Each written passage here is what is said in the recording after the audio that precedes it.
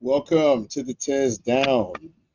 Once again, it is True Crime Monday. It's a very special True Crime Monday. It's a late night edition. Wasn't planning on a late night edition, but that's the way that the cookie crumbles sometimes. So, if you guys read the description, you're going to see a crazy story today. Probably two. We're going to check on our wonderful random video of the day, and then we're going to take some chat Q&A. If you guys are ready, I got some special guests today. It's not just going to be me talking to you guys and commenting on this. It's going to be live with the rest of the RSC coalition. How are you guys doing today? Hope you guys need your mics on. You gotta turn your mics on. There we go. I got you. Mics are on, baby. Mics are on. You got Uncle Brain and Uncle Plug in the building, yo. What's going on? We here. Late night edition. This is the first time you guys ever been to this is the first time you guys ever been to True Crime Monday. Normally you guys are just watching. Oh yeah. So that'll be good. That'll be fun. All right. I need a couple of things. Let's get this bad boy going. Feel free to comment on this. This is about to be nuts. I guarantee it.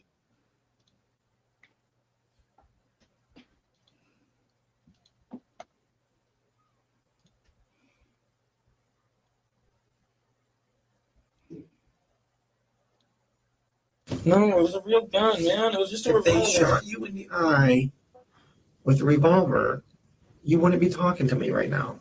How do you know? It was most likely you be dead. That's what I thought too, man. I really don't know. Anthony, you're not going to believe this one for me. I can't believe it either. You're right. I've already heard the story. I can't believe it. Do you consider yourself a good lie detector? Can you sense when someone is guilty or innocent? What's up, eWoo crew? It's the Raven, here to talk about another shocking, interesting, or just strange, but very true story with you. We're trying out something new today. Interrogation footage is one of the most fascinating ways to analyze the raw, unedited behavior of criminals. But hindsight is 20/20, and a lot of the time, when we already know that someone committed a horrible crime, the signs of deception or manipulation can be way more obvious. After all, we know exactly what to look for. Today's case is shocking, disturbing, and extremely tragic. But as we look over the interrogation footage that has made it famous, try and decide for yourself what you think really happened, as if you were the detective with only a few facts to go off of. Now, let's get into it. It was Christmas Day of 2006 in Arizona, and the families of 21-year-old Heather Kwan and her boyfriend, 18-year-old Ryan Waller, knew something was very, very wrong. The young woman had gone over to Ryan's home on the 23rd to watch a movie and eat pizza, but nobody had heard from either person since, and both never showed up for the annual holiday activities. After a call from the couple's concerned parents, Phoenix police were dispatched to do a welfare check at Ryan's apartment,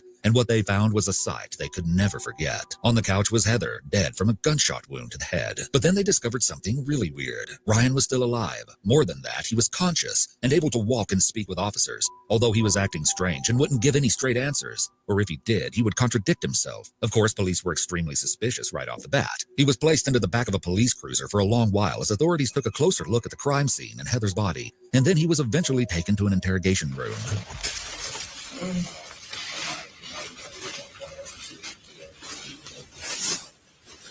As you can see, Ryan is in bad shape. His face is covered with bad bruises, and he seems very disheveled and agitated. While he waits, he periodically moans and plays with his handcuffs before trying to rest his head on the table. It's about 5 a.m.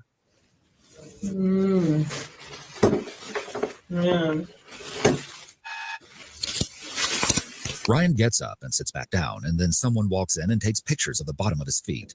Ryan's been silent for a while, but then he suddenly pipes up to say, I just want to go to sleep. That will happen sooner or later. and then really pay attention to what is said next, because this will become super important later on. All right, do I get to go home? Should go to the doctor. Is where you should go. Me? Yeah. Why? That? Yeah. Is it bad? I'd say that's really bad.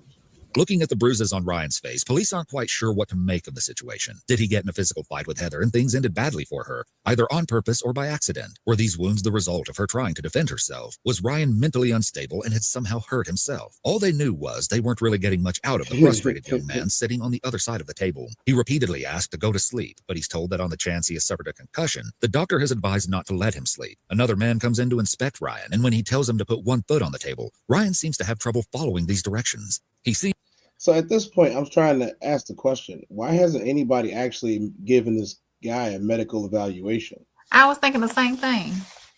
Like, why both his eyes are black, and he seems not disoriented, but he just seems like he's not functioning in a normal His capacity. brain ain't working. Right. So why are they not giving him medical attention? Right, his brain's not working. Like doesn't make any sense. What did I miss? Right. We trying to figure that out because we don't know. We don't know how it or what happened to the girlfriend was found dead from a gunshot wound on the couch or whatever. And I don't know where they found him at, right?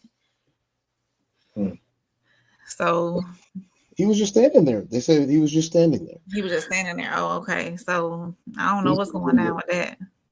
It's already starting out weird. Mm-hmm. Let's get to it. All right, yeah, this is something else already. You know what I mean? Like, these would be some of the strangest cases in the world. You be finding them, Ted, don't you? Oh yeah. seems uncomfortable. Finally, the detective starts the investigation, and one of the first questions he asks is, You know why you're down here, Ryan? You have no idea why you're down here? Mm-mm. Okay. now in this next clip, keep a really close eye on Ryan's behavior, how fidgety and distressed he acts. I don't know what happened, okay? So I'm going to read you something to make sure you understand your rights, okay? Basically, I'm going to read you. You've seen Cops before, right? Ever seen a TV show Cops or CSI or anything like that? Okay. Ever seen that? No. You've never seen any kind of cop show? Lawyer show? Any kind of show? Yeah. Okay. I want you to listen up real close. Okay, you have the right to remain silent. Anything you say can be used against you in a court of law. And then this is where things get really weird. The detective asks a really simple question. What's the highest grade you went through school? I don't know. I don't know. You don't know the highest grade you went I through? said the same thing. 8? Right. Eighth grade? It's Did you all graduate? Yeah. Do you have a GED? I don't know. Okay, so the detective is obviously really confused now. Is Ryan genuinely this shocked by what happened, or so disoriented that he can't remember the answers to such basic questions? Is the early morning making him irritable, or is he being standoffish for some other reason? The detective isn't sure what he's hiding, so he presses on. Do you have a Right. girlfriend? Two. No. You know a girl named Heather? Mm-hmm. You know Heather's last name? Mm-hmm. What is Heather's last name? The one that lives there right now? I guess, I don't know. If her name's Heather, what's her last name? He's got blue black eyes. And what is that dark I don't know which name Oh. she's trying to use as her last one. She's trying to have a real last as her nickname, so I don't know. What nickname does she go by? She probably wants the last name Kyman. Kyman? How would you spell that? With a K or a C? Like we haven't been told Okay. yet. We don't know what you. I don't know. Ryan is acting like he doesn't even know Heather that well, saying a different last name, mumbling something about her going by different nicknames, and even mentioning something vague about her living there. But why is he speaking about her so nonchalantly when he was the last person known to be with her, and she was just found dead with him inside of his apartment hours earlier? How old is Heather? 16 or 17. Is she a white girl? Yeah.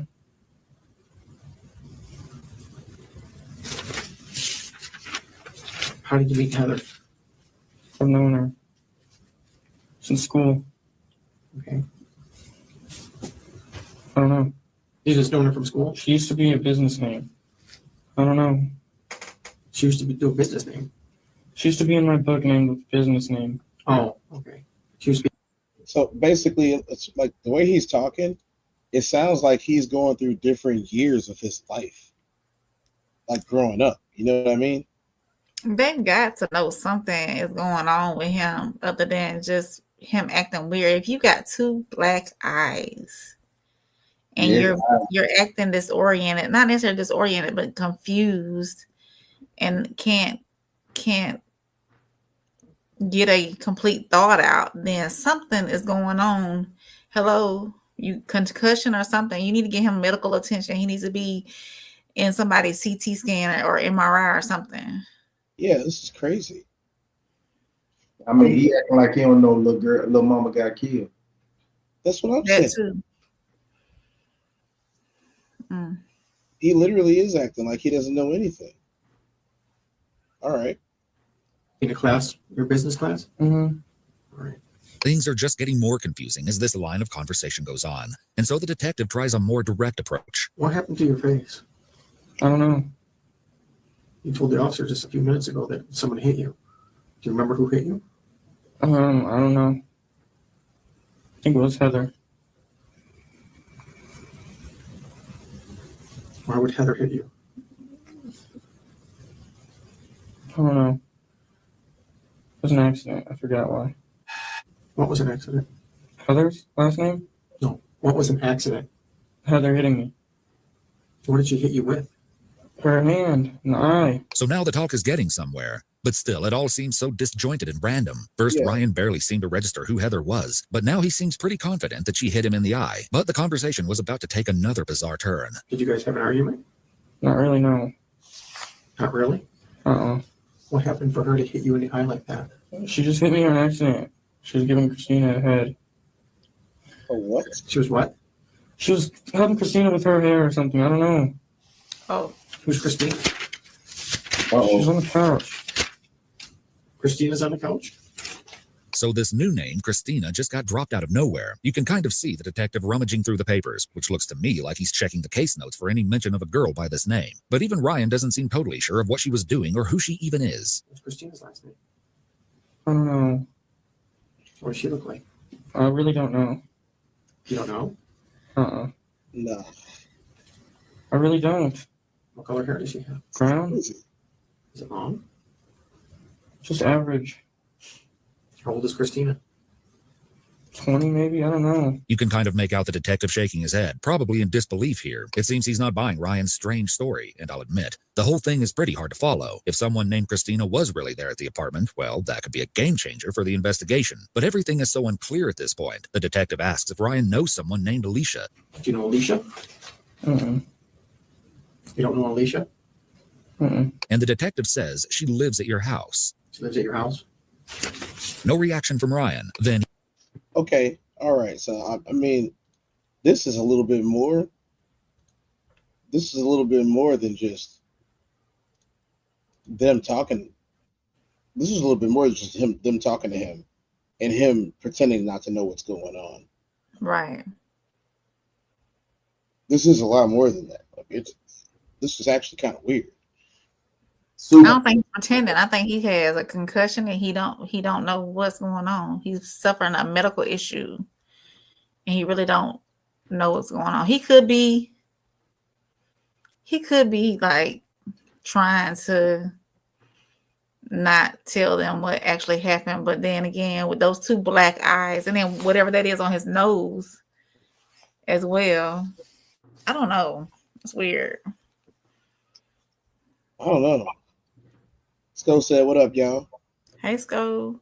What up, Sco? Passport Sco. Yeah, I'm a little confused at what's going on so far. Like, it could be that he just doesn't want to give himself up, but at the same time, this doesn't look like somebody who is just trying to, like, a master manipulator. This does not look like that type of person. It doesn't sound like the type of person either. Mhm. This ain't no planned things. Whatever's going on here is going on. You know what I mean? Yeah. So we're gonna have to see. We're gonna have to see what's going on with this.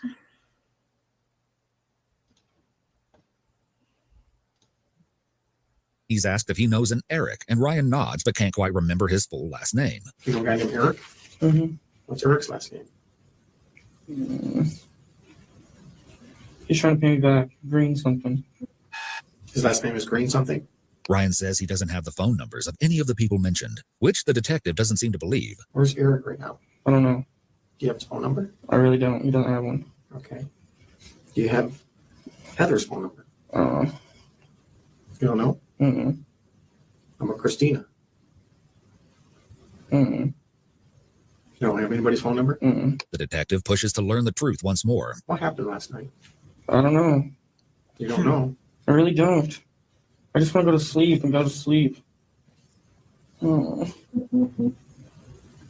What? You remember Heather hitting you in the eye, right? I don't remember after that because I just went to lay down and try to go to sleep. All right. I don't know what anybody was doing. I really don't. Who was in the house when you went to sleep? Christina and Heather. Christina and Heather. Mm-hmm. Okay. And Christina was on the couch? Heather was. Heather was on the couch. You told me Christina was on the couch just a minute ago. I don't know, man. I really don't. I really don't. You just don't know? I really don't, man. Or you don't want to tell me? I really don't know, man. I really don't. I just want to go and go to sleep, man.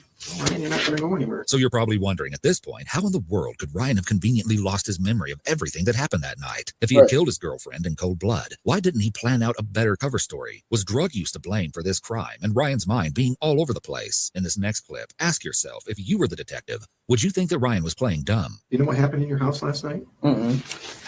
Why, what happened? I don't know what happened. You're all beat up, right? So tell me what happened. I don't know. I just want to go to sleep, man. That's it. When asked why there's a huge chunk out of his nose, Ryan just keeps emphasizing that he doesn't remember and just wants to go to sleep. Remember what happened to your nose? There's a big chunk out of your nose. I don't know. Someone grab you? Were you fighting with somebody? No, I need to go. I need to go back to sleep, man. I'm just tired, man. That's it. Didn't even do anything. I just want to go to sleep. You remember what time this happened? Your eye? Like 1? Or maybe earlier. I don't know. I don't know. And then something really weird happens. Do you know Eric's girlfriend? Yeah, What's her name? Heather. Eric's girlfriend's Heather? Mm-hmm. Ryan says that Heather is actually Eric's What girlfriend. the hell? Okay, the detective is super lost at this point. But then, just a few moments later, Ryan again claims Heather is his girlfriend. You're saying that's Eric's girlfriend? Or your girlfriend? Heather? Yeah. Mine. Heather's your girlfriend. All right. Was Heather over last night? He's got to be on drugs or something, right? He lucid. Cuz is lucid. Cuz is lucid. This is very strange. But like at all the episodes we've watched, all the interrogations, right? This is the weirdest body language I've ever seen. Yeah. Like even last week with the girl that was lying, like everybody knew she was lying. You know, everybody knew she was messing around. You know, so her real story came true. But this don't seem like that at all. All right. And Heather did this to you, What? your eye. Uh-uh. Okay, who did that to you? Alicia. Alicia did that to you now. Mm-hmm. Elisa, Christina, and I Heather. swear. I'm not even lying. I swear. Okay. Why would Alicia do this to you? Why? I have no idea. Were you mad at Alicia? No, I don't know why. I don't know why. She probably hit it on something. I don't know. She hit what on something? I don't know. I don't know, man. So clearly, these answers are getting less and less coherent. And Ryan doesn't even seem to acknowledge how wildly his story is changing. What's more, I get the feeling that he doesn't even remember or know in the first place that Heather is dead, which is pretty much confirmed by this next clip. Hey, Ryan?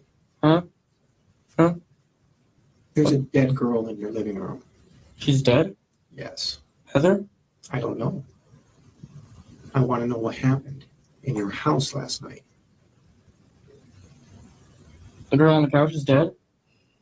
I don't know if she's on the couch. She's dead. Okay, now here's where a huge twist that the detective never expected is about to be dropped, and it's probably not what you're thinking. Let's keep watching. Well, these people came over.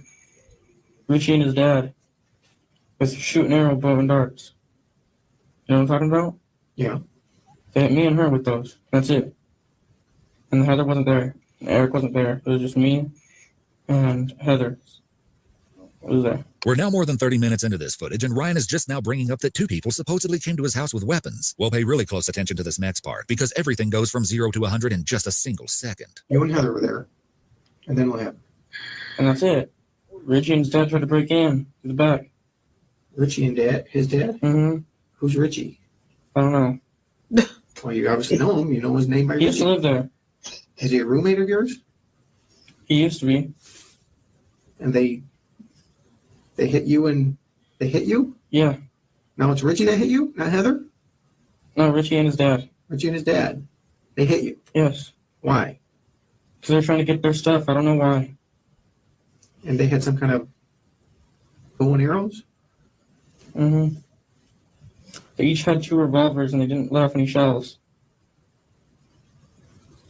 Okay, you just said they had bow and arrows. Now they have revolvers? That's what I meant. They had revolvers. They have revolvers. Yes. And then what happened? You can see the detective's shock, disbelief, and apprehension here. First, the girl accidentally hit Ryan in the eye, and now 2 men with revolvers broke in and shot at the couple. Although not much is making sense, the detective is now highly alert, and what Ryan says next turns this case upside down. I'm just going to let these next few moments play out without interruption, because they are by far the most important in the entire footage. And then they shot us, those. They shot both of you? Yeah. Where'd they shoot you at? I got shot in the eye.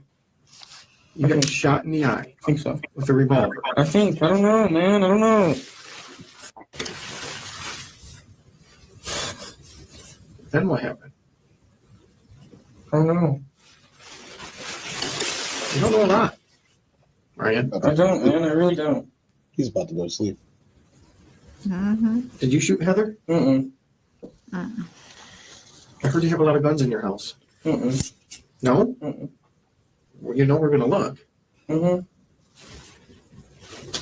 Ryan, why don't you tell me what really happened there?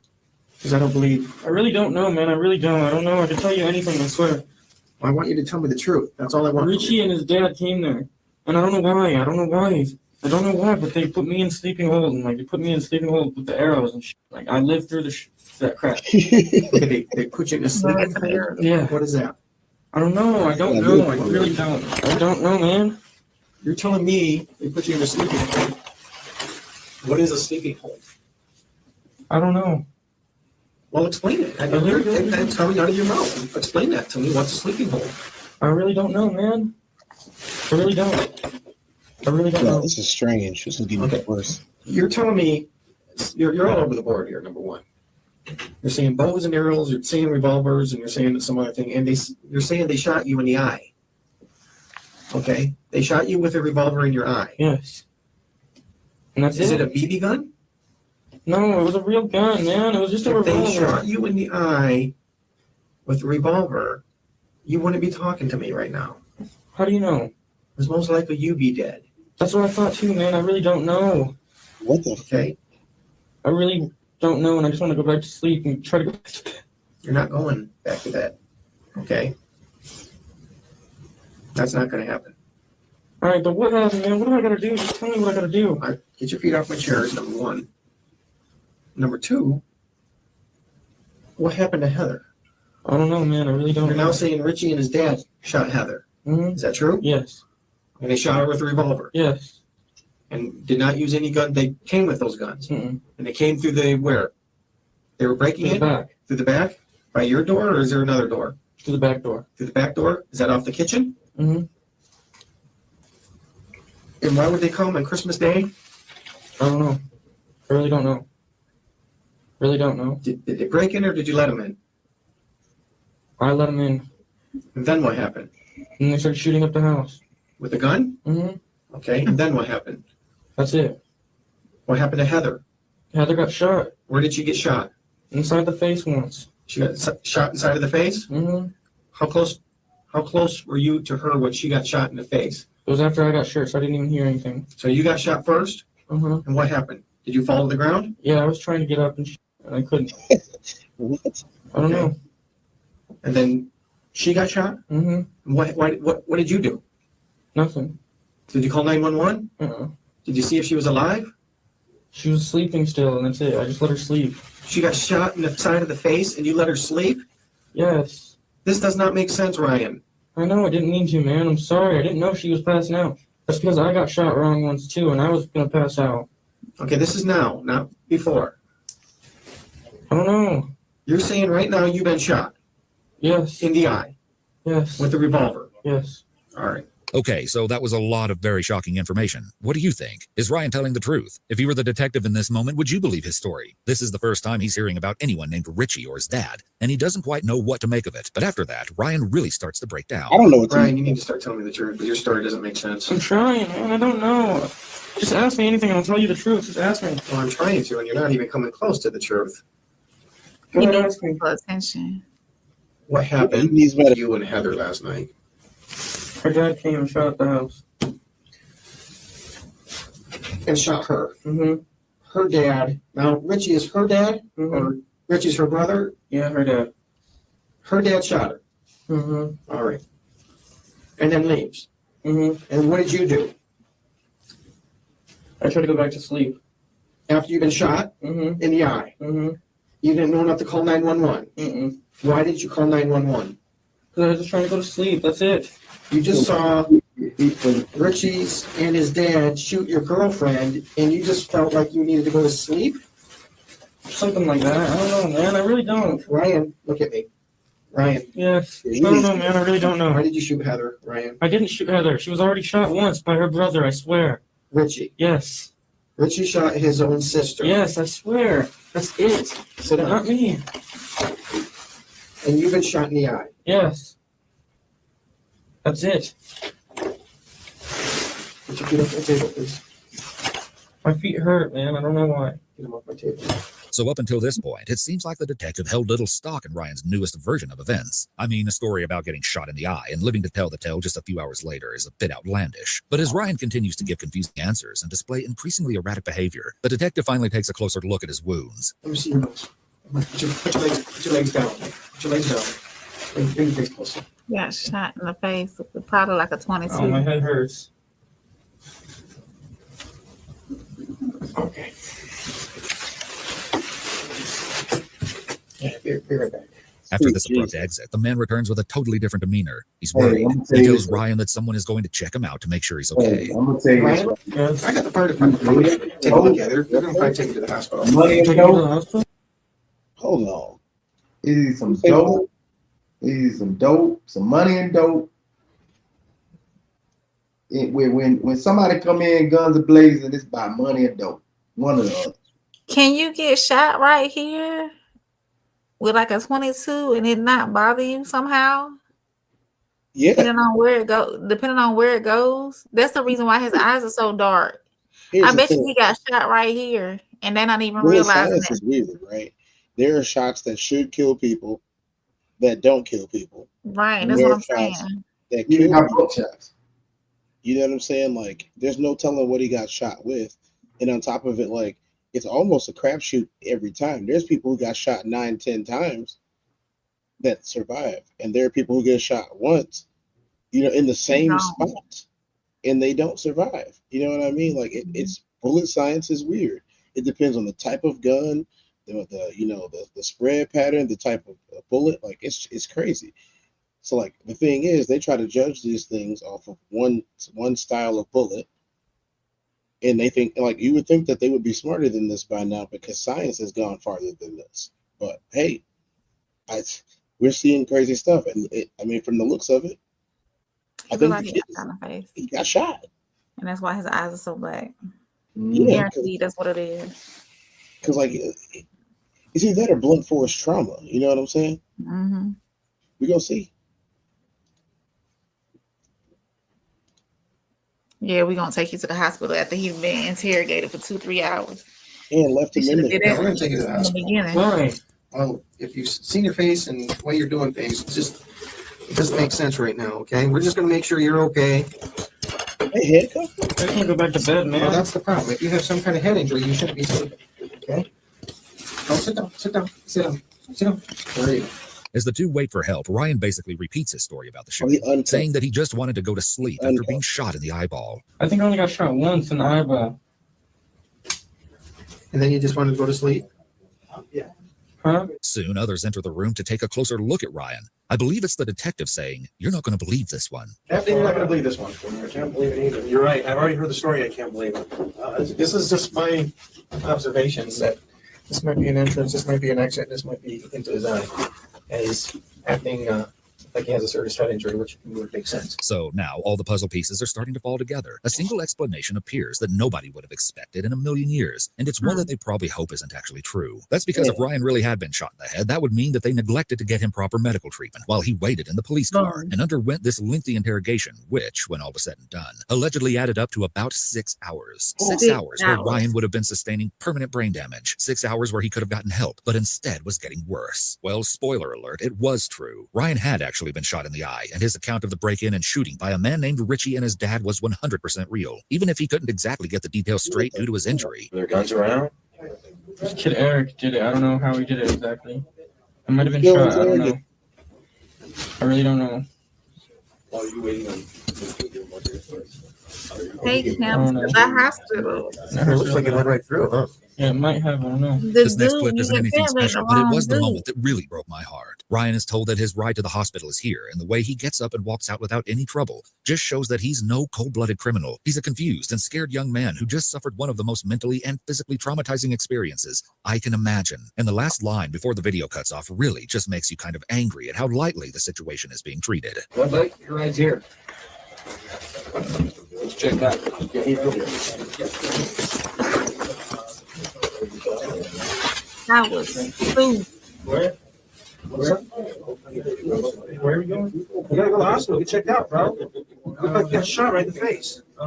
When Ryan arrived at the hospital, he was sent to the intensive care unit in critical condition. As his family anxiously waited, they had no idea if they would ever see or talk to their son again. Ultimately, Ryan did survive, but doctors had to remove part of his brain, and he also lost both of his eyes due to the severity and placement of the gunshot wound. After that, there's not that much information available online about the case. But according to Arizona Daily Independent, because Ryan had been able to identify his attackers, authorities soon apprehended Richie Carver and his father, Larry. Then they started to piece together the details of why this tragedy had even happened in the first place. Richie was apparently a former roommate of Ryan's, and on December 23rd, he and his father reportedly went to the apartment where Ryan and Heather were staying, seeking some sort of revenge. Some sources say that this grudge was due to a presumed altercation. Arizona Capital Times even reported that Richie and Ryan had had some armed confrontations with one another in the month before the shooting and after Waller had kicked him out of the house. Some netizens have alleged that Richie had actually been kicked out for hitting on Heather, but this is not confirmed. Either way, the two attackers tried to force their way through the doorway of the residence, and in the midst of this chaos, Richie stuck his arm inside of the home and landed a shot right in Ryan's head with a .22 caliber handgun. 22. After that, it seems that they were able to fully enter the apartment, stepping over Ryan, who they thought was dead.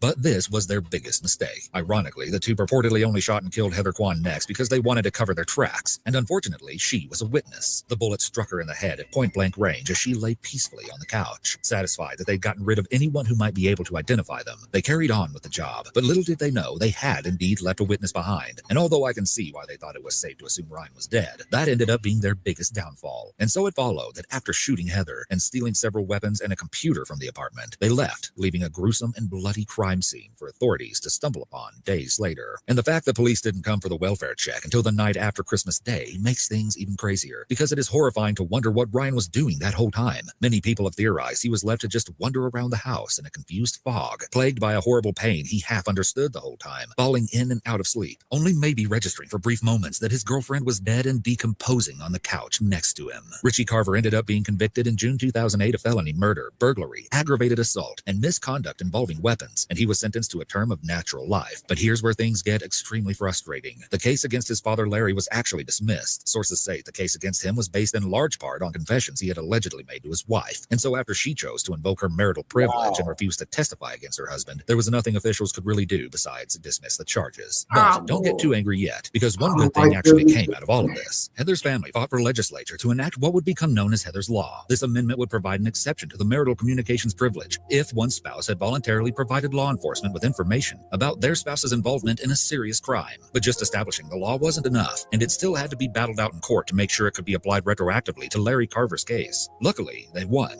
Carver was reindicted in 2011, and after a 2.5-day deliberation, he was found guilty of first-degree murder, attempted first-degree murder, burglary, and aggravated assault. But although this victory was a relief to the victim's loved ones, symptoms. The permanent damage done to Ryan could never be reversed. He became blind and suffered from debilitating seizures after the incident. His family remains outraged that roughly 6 hours were allowed to pass without their son receiving the medical treatment he so desperately needed. And many people feel that the main issue was that Ryan was automatically treated as a suspect instead of a potential victim. The Phoenix PD reportedly explained that they didn't know the young man had been shot. They just thought he had been badly beaten, and that's why he was made to wait in the back of a police car while they investigated. I can only hope that this case, at the very least, will serve as a powerful lesson so that nothing like this ever happens again. Sadly, a YouTube channel called The Waller Family, believed to be owned by Ryan's loved ones, shared in January of 2016 that Ryan passed away from a seizure as a direct result of being shot in the head. The post reads, "R.I.P. Ryan. I love and miss you so much. Dad." On another one of their videos, the Waller family account shared some truly disturbing details when they alleged my son Ryan had been shot twice in the head. The first bullet went in through the tip of the nose on the side, then came out of the other side near the bridge, then went in through his eye, shattering his orbital bone, sending 6 pieces of bone socket along with the bullet into his brain. He was then shot in the side of his head over his ear, but that bullet just took a piece of his skull away, but did not enter his brain. Altogether, he had 4 bullet holes in his face and head. The holes were very visual, as the police had taken 43 pictures of my son before he was taken into that interrogation room, with the pictures having close-ups of every hole on his face and head. How did nobody notice this until it was way, way too late? At the time, I hope yeah. he sued. I hope his family sued that police department. I hope they did too, because that's crazy. And that ain't They right. should have just broke bread too. They should have just broke bread Yeah, without a shadow of a doubt. They should have just broke bread. because they failed. They failed. They failed him. Yeah, I go thinking this was some dope. He got kicked out for possibly hitting on Helen, Yeah. and he came back and fired up. What's up, Mikey? How you doing today? Man, let me tell you, this I knew it was once again, I gotta say this. They need to change policing practices in all 50 states and territories. Mm-hmm. This is not a situation where the police are out on the street profiling people. This is one of the ones that happen in the inside of a police department when they already have suspects. This is why the cases don't get solved the right way. This is why the wrong people go to jail and people are like, oh, they were innocent. Well, you can believe that because look what keeps happening. Right. How many times did he try to get this obviously delusional boy to say that he killed his girlfriend? He wanted him to say it so bad. I mean, shit. Hey, I didn't know what was going on either. Sco said to get shot's crazy. In the eyes, crazy.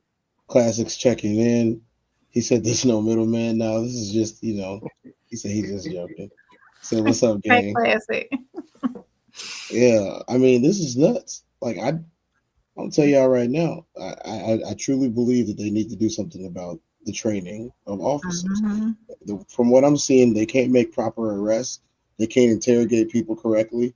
They can't do things in a timely fashion. Like, what's the second time they just basically let somebody die that we've watched? Yeah. Both of his eyes were so blackened, though. That screams concussion. That screams. At the very least, right? That screams all of that. Why not go get evaluated by a medical doctor? Traumatic brain injury. Yeah. Traumatic brain injury. You know what I'm saying? When you go from this, okay, if you're a 20-something-year-old man and you sound like a 6-year-old talking to me, this is not because you're sad. No. Here goes real. Yeah. In perfect English. Exactly. Exactly, Mikey. Exactly. You tell us in perfect English that he was in distress. Exactly. It's crazy. Now, the funniest thing about this is this is not a one-off situation.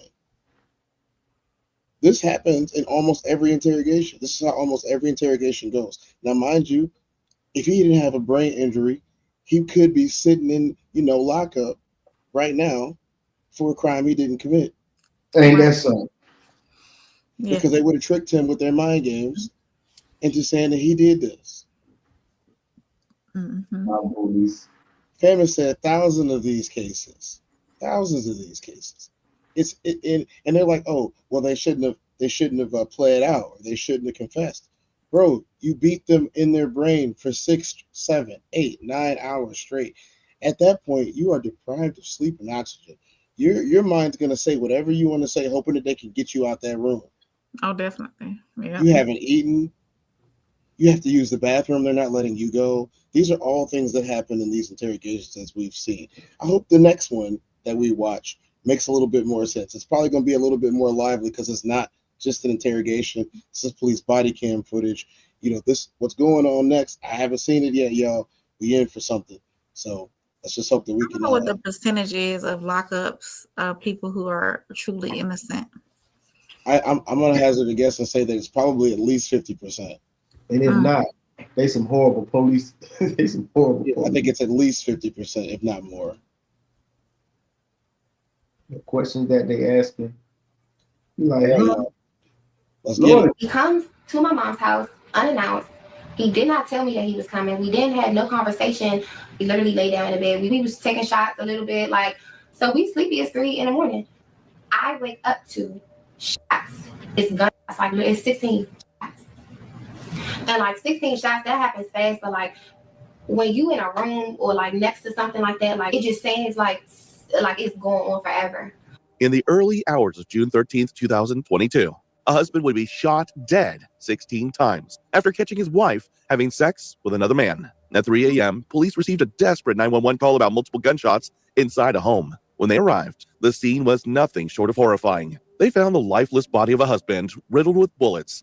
What made it even more chilling was that it had all happened in the presence of his wife. As investigators searched for answers, a horrifying truth emerged. The killer was none other than the man his wife had been caught with. But the terror didn't end there. Shockingly, this wasn't the first attempt on his life that night. Just moments earlier, he had narrowly escaped death. But this time, there would be no place to hide. This is the life and death of Tyree Richardson. Damn, bro, what you signed a deal or something today, bro? QC, you dirty, bro. You said QC? QC, you dirty. That's all right there.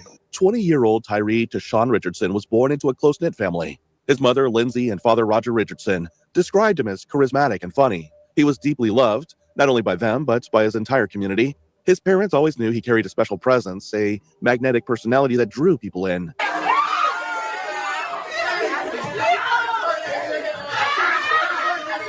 But it wasn't until after his death that they fully realized how many lives he had truly touched. Despite being only 20, Tyree already carried the weight of responsibility on his shoulders. He was a father to a young son named Cody, and that role meant everything to him. His parents described him as someone who was willing to fix his past mistakes, to work harder, and to grow as a man so that he could unite his small family and give his child a better life. Tyree was a rising rapper who went by the name FSO Gunk, known for dropping several successful albums that earned him recognition in his community. I had to walk through the rain, start getting money and some niggas change. When I get rich, I'm gonna buy me some change. Shit fucked up, ain't the same. But music wasn't his only passion. Tyree was also a businessman. He was the proud owner of a food truck called D-Spot 4301 and a successful dog breeder. In one of his videos, Tyree spoke with excitement about his plans. He's out here doing it legit. This motherfucker gonna be up and running. I want y'all support. Man, black businesses need to support each other a little more in the community. We're gonna be all over PG. I just want to inspire the youth and do something a little different for the community.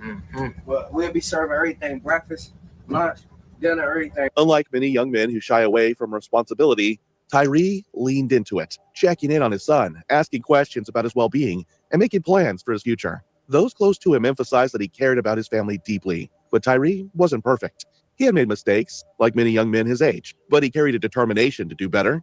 His father explained that Tyree's love for his family often guided his choices, saying he wasn't the type to walk away from those he loved, even when times got difficult. At the time of his death, Tyree was navigating the complicated reality of young adulthood, balancing his responsibilities as a father, his relationship struggles, and the dream of building something better. According to his family, he was making efforts to improve, not just for himself, but for his son, who depended on him. But it was during his high school years that Tyree crossed paths with a young woman, someone who would change his life in ways no one could have ever predicted. Tyree met Autumn Anderson, who would later become the mother of his child. The two quickly fell for each other, sharing countless memories and, at least on the surface, a strong love. Autumn often claimed she loved him, especially when life was going smoothly between them. But soon, that love would be tested. On April 26, 2020, on Tyree's birthday, after a night of partying, someone tried to ambush him as he returned home. Multiple gunshots were fired at him, but Tyree managed to escape with his life. The incident left more questions than answers. No one knew his exact location that night, except for two people. his girlfriend, and one close friend. So how did someone show up out of nowhere, armed and ready to kill him? Tyree grew suspicious of Autumn, but at the time, he chose to let it go. Later, this sounds like a setup. Mm-hmm. Ooh, It sounds like she set him up. Yeah. Insurance papers. Yes, because like this is not one of those normal stories that we see of like, you know, a rapper just being out there in the streets being wild. This is actually somebody who makes music, but has a life. Right. Like he has a life. He's got two legitimate hustles, and he's also somebody that works with the youth to give them jobs and support black businesses. They in a hustle city. H-Town is a hustle city. He's a pillar of the community. H-Town a hustle city. Like I think see, this is why I hate like when the news does stories, because without people like us on YouTube, you know, without the Ben podcast, without a lot of the other smaller content creators, you know, a lot of the actual news it gets misrepresented. They will call somebody a YouTuber, but they won't call him a journalist. You know, they'll call somebody a rapper, but they won't say that he had owned 2 independent businesses. You know, they won't say that he was donating money to the schools, that he was helping refurbish the parks in the city, you know, or town. You know, they won't say any of these things. You know, that he bought books for the library because the library needed to be, or gave them new computers. You know, they want to say, oh, a rapper got gunned down. It immediately diminishes everything that he stood for. And you know why they're doing it. We can't act like we don't know it. You know, like I'm not with, like, if you're gonna do this for one side, you got to do it for the other side. You know what I'm saying? But this is crazy. It's crazy how, like, when I guarantee you most people that heard this story just heard that, you know, an internet rapper got killed, and they, you know, didn't put any credence or any stock in who the people were. Right. Swept it under the rug. Yeah, like the crazy thing about it is, I guarantee you this is only going to get worse. Autumn described how she had gone all out to make his birthday special, arranging an in-home massage, cooking brunch, and even surprising him with gifts. So April 26th. See what I'm talking about, Ryan? You see what I'm talking about? She went if y'all didn't know, if y'all didn't know, today Rain asked a question to everybody from the coalition. She said, gentlemen, would y'all like if y'all lady did this for you? Classic said no. I said no. I didn't see if you gave an answer, Plug. Did you give an answer? I didn't see the question. What was the question? It was in the chat. All of y'all had beards. Would you want your woman to take care and wash your beard for you? And give you a facial and wash your beard for you and whatnot. Your woman. I'm not talking about going somewhere. I'm talking about doing it at the house. Would that be something that you would like? ain't that type of fella. To me, it's a form of intimacy. To be pampered. You don't want to be pampered. You want to do something for me, man? Just some head in a comfortable bed. I'll be fine. He said, y'all think y'all are funny.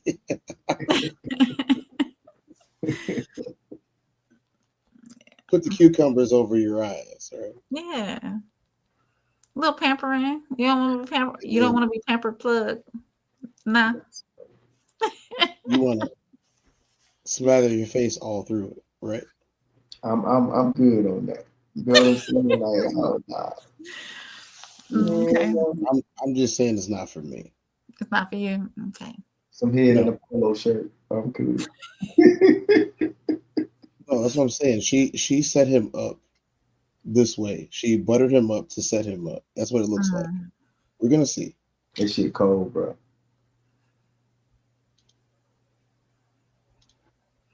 Was Tyree's birthday. And for Tyree's birthday, I had got somebody to come in, do an at-home massage for him. I had cooked brunch. I had went out. I had got him gifts. We had went out to dinner with his family, and then we went to the club.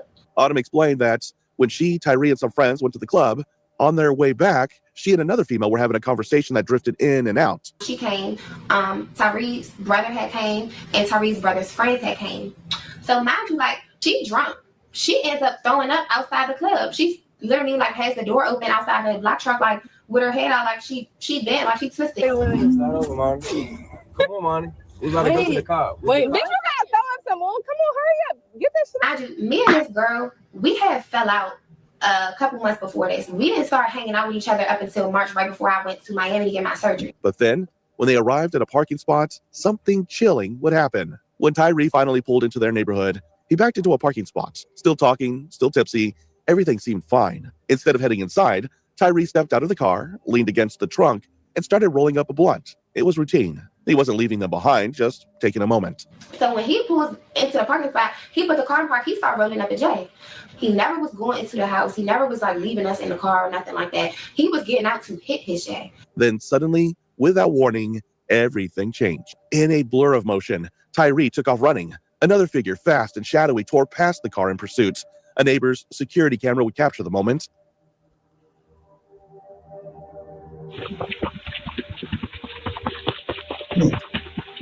Flying.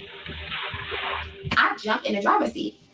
I put the car in drive and I started driving in the direction where Tyree ran. Now, mind you, it was not as quick as like he started running. The dude, I seen another fast motion start running after him, and it was kind of like a click kind of situation. If you ever been in a situation where it's happening fast, stuff kind of slow down. So I'm like, I gotta get myself together. I literally jumped in the driver's seat, put the car in drive, and I started driving in the direction of where he ran to. Now, when I'm driving, I got the windows down. I rolled the windows down. I'm literally calling his name out from the car, like Tyree, like yelling his name out. And I'm like, we like, come to the car. And so I don't hear no commotion. I don't hear like no rustling. I don't hear him. So I start circling the neighborhood. Our neighborhood had one entrance on one side, another entrance on another side. So I'm literally going out of one entrance into the other one, like circling, yelling his name out. So the last time that I circled, it's a police car parked in the library that was adjacent to our neighborhood. The library was one entrance. You go down a little bit. Our neighborhood was the next entrance over. So I see a police car parked in the parking lot of the library. Mind you, we live in Crofton. It's a predominantly white area. It's not too much going on. For the most part, it's quiet. It's peaceful. Like some days we leaving our doors unlocked, like getting comfortable. Like it's one of those type of neighborhoods. I start hitting my horn and like getting my lights and like flagging the officer down. He put his lights on and start following me into the neighborhood. So when he follows me into the neighborhood. When they arrived at her house, she explained in a frenzy her boyfriend had been chased. She had seen someone after him. She had no idea what was happening. In the weeks that followed, suspicions grew. Tyree confided in his family that he was starting to question the people closest to him. So it looks like that they already made one attempt on his life. Mm-hmm. But who we had beat? We don't know yet because this is the story. So this is how this is shaking out. Again, I'm going to say it again. Policing practices are not the same for Black people and everyone else. Not the same for brown people and everyone else. Not the same for yellow people and everyone else. If you think the situation like this could ever develop in a place where they're looking and saying this is a legitimate problem and someone chased you down the block, like, a lot of these situations could be prevented. We're only 25 minutes in. Now, mind you, he probably keeps messing with this girl, even though this keeps happening. Mm-hmm. That was his wife. But maybe, like in the neighborhood that they stay in, it don't seem like they're in the hood though. They're not. This dude is an upstanding citizen. He just happens to rap. It's crazy. Keep going, bro. I want to see this. See, this is what I'm talking about. The news. When this story came out, the news painted this as rapper on rapper violence, and all these details didn't come out. Then you come out with the actual details.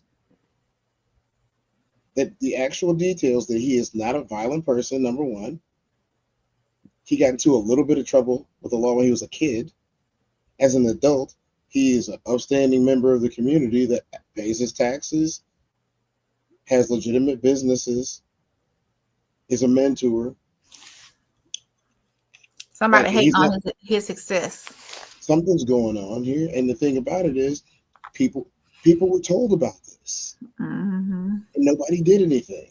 So I'm already telling you, because it's True Crime Monday, we already know that something happened to him. Whether he died or something else, we already know that something happened to them.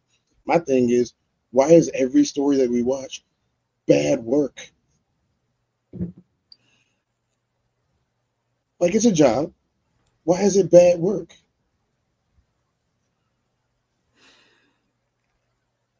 This is not a situation of underprivileged people, right? This isn't crabs in a barrel. This is not underprivileged people. This is hatred, jealousy, and bad work. Yeah.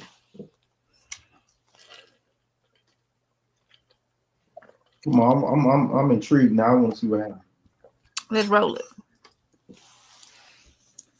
Even his girlfriend's friend, who had been with him that night, the setup felt too precise, too personal. And yet, even with all the unanswered questions, Tyree tried to move forward. Their relationship was complicated, on and off, filled with ups and downs, and far from the stable family life Tyree had hoped for. His parents recalled how he often seemed uncertain about where things stood, unsure if he and Autumn were truly broken up or still connected. For all the shit I dragged you through for the last 4 years, I honestly feel as if our next 6 months is going to be so great of our relationship that you would be able to just forget about everything that's happened in the past. I just really think you would see a greater change. I don't like when you tell me it's no more, because I really got faith in this shit. I really do care. I really do think that this can work. Don't keep cutting me off. I really do think that this can work. I know we can work it out. I want to do this shit with you without my home, without you being in my home, without you being here. It sucks. It's empty. Yesterday, I was fucking in my room all day. I can't keep doing this shit. I can't keep living like this. I don't want to be with nobody else. I'm sorry. I'm sorry. I honestly don't know what to say. I can just tell you I'm sorry, because I literally done a lot of shit that's weighed this relationship down. I've done a lot of shit that can make you hate me. I've done a lot of shit that. So they get through their conversation. We don't need to hear I want you to just see positivity out of this situation. There's no positivity. It is positivity. You're making it negative. Okay, let's go to the next part. During it, he admitted to the violence, but begged her to see his attempts to change. Despite the instability, one thing never wavered: his devotion to his son, Cody. Tyree made it a point to check in, reaching out to Autumn's family whenever he couldn't get through to her, asking if Cody was okay. He worried when communication broke down and tried in every way he could to show up as a father should. But in spite of all that, everything came crashing down one night into a tragedy no one could have expected. So they separated. It didn't work out. And now I guess we get to this point. Sound like he was trying to make it work, though. But that shit don't make no sense, because, like, unless she had an insurance policy out on this nigga, she ain't gonna get no paperwork if he out of there.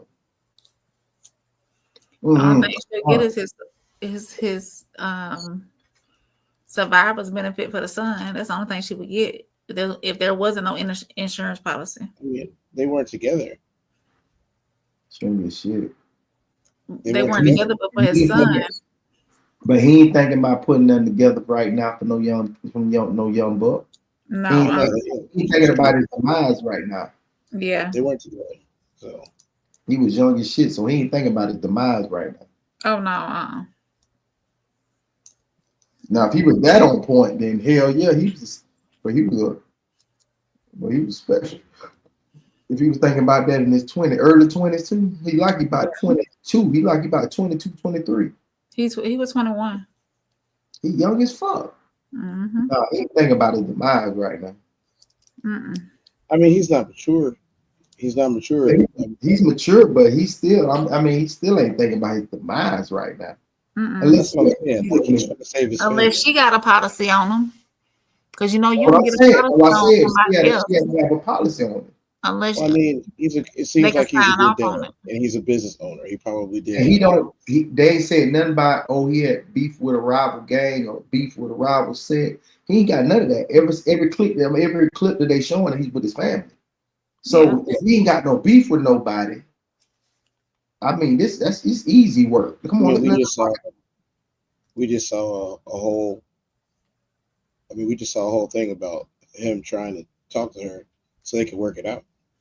Yeah, I mean, for the son, I would believe that. Oh yeah. Yeah, I mean, ultimately, like, these things are complicated. We don't know the inner workings of everything. We've only seen a couple of videos, but from what they're showing us so far, like, he tried to make it work. She tried to make it work. It didn't work, and now he's outside the house. And now we got this scene, which we don't know what's going on because that's where we got to next. In the early hours of that fateful morning of June 13th, 2022, Tyree had entered Autumn's mom's house where Autumn lived, like he had countless times before. He had the code to the door, and by all accounts, he wasn't breaking in, sneaking in, or forcing his way through. He came as someone who still felt connected, who believed he had a right to be there, especially because of his son. But what awaited him inside was more than he bargained for. Accounts differ on exactly what Tyree walked into that night, but one thing was clear. As Tyree gained entrance to the home, he would be met with Autumn having sex with her new man, 22-year-old Terrence Kenneth Yancey, who would end up shooting Tyree multiple times. Terrence fled the scene immediately. Emergency services were called, but unfortunately, Tyree was pronounced dead on the scene. His family later testified that forensic evidence revealed a disturbing truth. Tyree wasn't shot just once in a moment of panic. He was shot 16 times, with many of those bullets striking him in the back. They recalled the horrifying details. His parents, Lindsay and Roger, described the unimaginable pain of seeing crime scene photographs of their son, a bullet to the back of the head, one to his neck, and 14 bullets riddling his back. To them, there was no way to soften the truth. Tyree hadn't simply been killed, he had been slaughtered. The shooter was identified as the man that Autumn had been romantically involved with. At the time, Tyree may not have fully realized the extent of their relationship, believing perhaps that he and his son's mother still had a bond, even if strained. His parents later emphasized that Tyree didn't grow up in a broken home. He wasn't conditioned to accept fractured relationships or shifting loyalties as normal. Instead, he carried with him a hope that, despite difficulties, his family could remain whole. That hope may have blinded him to the danger he was walking into. In the aftermath of the shooting, disturbing details emerged. Tyree's mother revealed that even before 911 was called, she herself had been contacted, receiving the news with panic and disbelief. She recalled the exact moment, 3:32 a.m., a time that now haunts her, a time she says she wakes up to nearly every night since her son's death. When first responders arrived, Tyree's lifeless body lay inside. Outside the house, the scene was filled with confusion and grief. His parents rushed to the location, desperate for answers. At first, they asked what hospital their son had been taken to, only to be told that there was no hospital, that Tyree hadn't made it. The shooter, who would later be referred to by Tyree's parents only as the murderer, did not flee in panic, but acted with disturbing composure. According to testimony, Autumn and her sister made the 911 call, but even in that moment of chaos, she was heard calling for the family dog rather than focusing solely on Tyree's failing body. To Tyree's parents, this indifference was almost as painful as the crime itself. The 911 tape was revealed. There was a few attempts to try to resuscitate him. The dog, the family dog that lived in the house, was more important than my son's body. Laying dead. She was looking for her dog. Whatever the dog, King, whatever the name was in the 911 tape, it says she's yelling out the door for the dog. My son is laying in the bedroom, dead. Once investigators identified the shooter, a massive manhunt began. Just 24 hours later, Terrence was captured, hiding in a wooded area in Dunkirk. But as news spread, Tyree's family was left to piece together what had truly happened. Rumors and stories were conflicted and narratives were twisted. Some claimed Tyree had walked into danger knowingly. Others suggested the shooter acted in defense. Autumn also stepped into the spotlight. With speculation swirling that she had set Tyree up for death, she tried to clear her name. People were pointing fingers, questioning her loyalty, her role, and her silence. Autumn fought back through social media. She posted video after video, attempting to rewrite the narrative to show the world her side of the story. But for many, her explanations only deepened the suspicion. And to Tyree's parents, the evidence told the truth. Their son had been mercilessly gunned down in cold blood. And yet, even as they mourned, Tyree's parents were quick to clarify certain misconceptions. They wanted the world to know that despite the circumstances, Tyree was not estranged from them.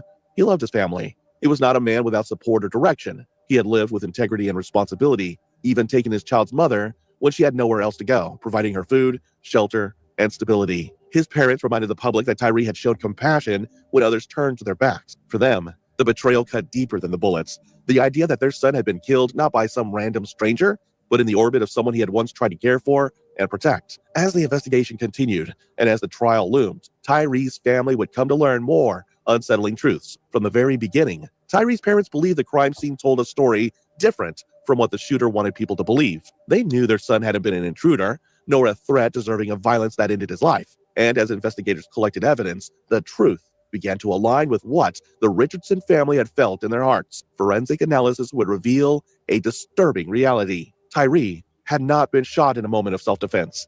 Instead, a forensic report indicated that at least part of the shooting happened while the gunman stood over Tyree as he lay in bed or on the ground. To his family, this wasn't just an impulsive act, it was an execution. When the case moved toward trial, Tyree's family was confronted with the grim task of reliving his final moments through the evidence. In the courtroom, they were forced to see the unseeable. Graphic crime scene photos showed their son's body riddled with bullets, a shot to the back of the head, one through the neck, and 14 more tearing into his back. His mother later described this as one of the most unbearable moments of her life, yet she endured it because she wanted the truth to be heard.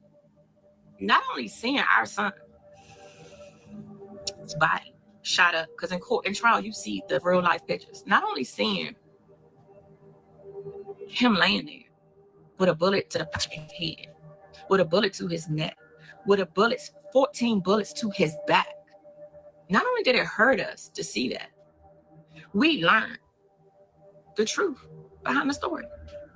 And as hard as it was for us to accept the truth. Meanwhile, across town, something else was unfolding. Prosecutors were preparing for what they knew would be a difficult case. The shooter was claiming he acted in defense of himself and Tyree's child's mother, Autumn. To some jurors, that could sound convincing. But the physical evidence, 16 bullets, many of them fired into Tyree's back, painted a very different picture. But the prosecution also uncovered troubling contradictions. At first, it was claimed that Tyree had been shot the moment he entered the room, catching the couple off guard. But forensic testimony shattered that version, showing that the fatal shots were fired downward at close range, while Tyree was already down. However, the most shocking revelation was yet to come. Before the trial, prosecutors had offered the shooter a plea deal, 3 to 8 years in prison. To Tyree's family, this felt like a slap in the face, but they knew the justice system often sought compromise to avoid long trials. Still, Again,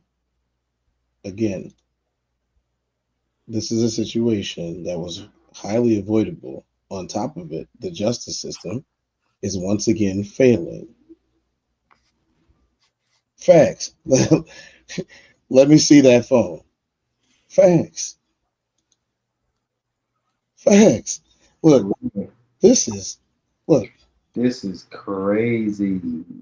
Again, the lawmakers are causing problems, right? So they go after people who are innocent, and then people who are guilty, they put them back on the street. So this can happen again. 3 to 8 years in a plea deal for cold-blooded.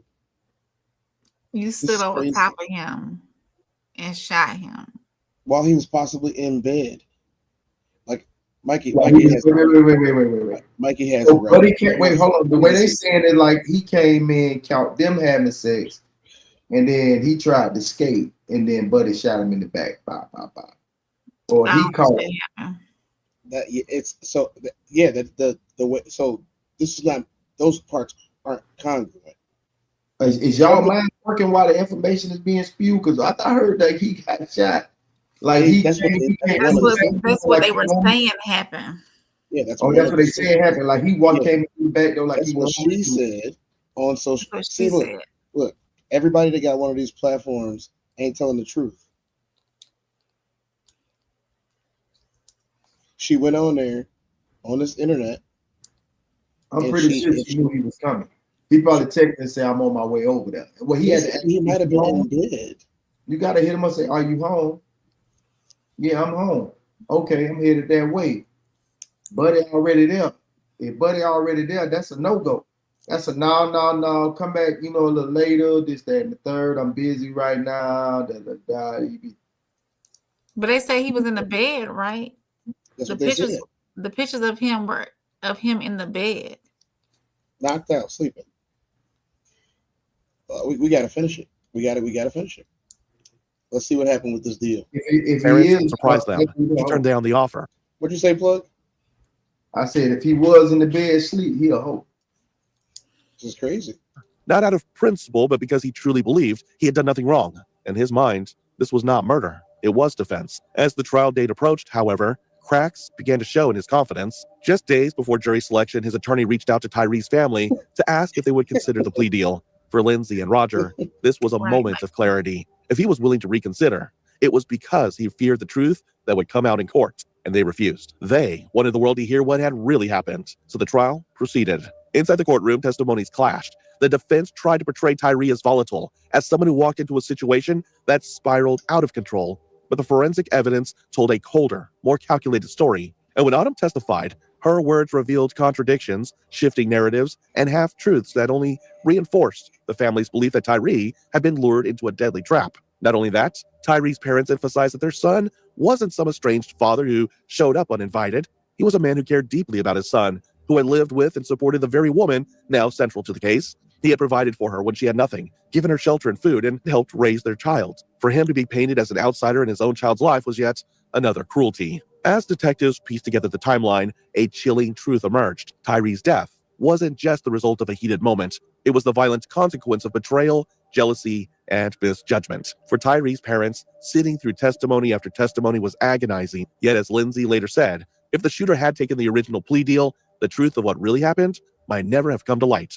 And so, even as they suffered, they believed God had allowed the trial to unfold for a reason, so that their son's story could be told in full. On July 28, 2023, Terrence Kenneth Yancey was sentenced to 18 years of active incarceration. Because manslaughter is classified as a violent crime, Terrence must serve at least half of his sentence before becoming eligible for parole. The funeral was a devastating reminder of the hole Tyree's death had left behind. Friends carried his casket, family members wept openly, and his child, too young to understand, would grow up without his father. Scratching. Okay. It's Daddy. Yes. Who's that right there? Who's that? That's it's how Daddy. Huh? It's Daddy. Mm-hmm. But even in grief, there was love. Tyree's family spoke about him not as a victim defined by his last moments, but as a caring man who had made mistakes, but was working to rebuild his life. They remembered his laughter, his loyalty, and his determination to be present for his son. Because what the Richardsons came to realize was that this wasn't just about one man pulling a trigger. It was about misplaced trust, broken love, and the tragic consequences of betrayal. For them, Tyree's death wasn't just murder. It was a lesson in how dangerous it is to ignore red flags, to underestimate jealousy, and to love someone who doesn't love you back in the same way. For the Richardsons, their mission now is to keep Tyree's story alive, to warn others, to push young people to protect themselves and know their worth, and to remind the world that behind every headline about murder, there is a broken family, a child left behind, and a legacy cut short. In their final words to the public, Tyree's parents left a sobering message. Be careful who you let in your house, because you can love people more than they love you. And perhaps that is Tyree's legacy, a painful reminder that love should never cost you your life. What do you think? Let us know what you think in the comments below. That's crazy. One of the things that I didn't see what them say is I didn't see if she served any time for that. Because they had to have been able to come back on her and say, well, you set this up. Right? Whoever did Terrence dude is, he a hoe, bro. Shot him in the bed, man. That's crazy. Bro, you a hoe, bro. He was sleeping, and the crazy thing about it is, like Famine said, Famine was right about this one. Famine said, "Let me see that phone."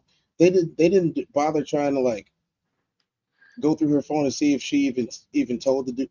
She had to have told the other guy that, oh, he's here right now. Knowing what would happen, this is I know there's more to the story. Softy, if you could take a note of this story real quick and what those people's names were, and we got to look that up a little bit. Maybe we'll do a recap on a future episode of True Crime Monday, because we got 2 more weeks before old girl goes to court, right? The other one, the 8th or something like that. Yeah, she goes to court. The husband killer. Talking about the baby mama? No, it was in another story we did a couple of weeks ago. It was a husband killer, and she almost got away with it. She ended up telling on herself on accident. That's wild. Yeah, because so what happened in that older story was she She got her husband killed. She killed her husband. You know what I'm saying? She killed her husband, and she told her her boyfriend about it, and that he did it. That she did it for him to be with him. She was getting a whole lot of insurance money, like everything from his bank account. And she almost got away with it, but she told the boyfriend about it in the bed one day. You know what I'm saying? And he went and told the police, like, and then he set her up. He wiretapped her house and all of that. Like, so we're waiting to see what happens with her. Like that happened late last year. She's finally going to court in December. That's crazy. It is. But all right, guys, you know what time it is, right? Y'all know what time it is? It's time for random story of the day and chat Q&A. If the chat y'all got questions, send some questions up here. We're gonna do random story time of the day. I like to lighten up the mood after True Crime Monday because it's usually some heinous stuff that the government and the internet wasn't really talking about, but we talking about it. We're gonna always talk about it. But let's go get us. Can I donate? Can I donate a story for true crime? Most definitely. Well, Mikey, yes, you can. Number one. Number two, if you donate the story, I would love if you did it with me. Boom. There you go. That'd be fantastic. So donate the story and bring it. Y'all ready for this? I haven't heard it yet. Neither is random story time of the day. Recently moved into a house, so now I have a lawn with a tree on it. Halloween's coming up. I'm like, I gotta cover that tree in ghosts. Not just that, I have to light that tree the fuck up and cover it in ghosts. And you know what? I have some disco balls left over from my wedding. I'm gonna hang those up. So I'm outside hanging up ghosts and disco balls with my baby, because I have a baby. He can't just stay anywhere. I put him in his little activity center and have him face me so he can watch me put up these decorations. And let me just tell you, he's dressed as a bear. A baby bear is watching his hot mom hang up some beautiful homemade ghosts. And at this moment, my neighbor, who I've never met before, I've been here for almost a year, I've never met this, comes outside and she goes, "Excuse me." And I look up because I think she's talking to me. And I go, "Yeah, I wasn't talking to you." I noticed that someone had parked like kind of in front of her house, worker van, like it had a ladder on it, and gotten out of the car and walked like down the street. It's now gone. And she just looks at me and she goes, "I'm just so sick of people parking on this street. Like, people are parking on this street that don't live here. You can't do that." I'm like, "Yeah, a lot of people park on this street." She goes, "So what are we going to do about it? What are we going to do about it?" Girl, I've spent all day putting styrofoam balls in a tablecloth and then tying them up with a rope and hanging them to this tree. Between that and making sure this child stays alive and walking my dog, I'm spread too thin. But I didn't say that. I said, "Have you tried calling the city?" She's like, "I've tried, but you know what I'm going to do? I'm going to go write notes on all of these cars." And what am I going to say? What am I going to say? What am I going to say? Well, you're one of these people. Or the kind of... The type of people who think that they're going to write a note and put it on everybody's car. Like, do you know that the average person doesn't even check their vehicle tickets? No, they just turn on the windshield wiper. Take that shit, ball. The other day, this lady was, I was going into the mall and she was turning beside the mall. And I said, "Hey, you got something on your windshield?" She's like, "Well, I didn't know that."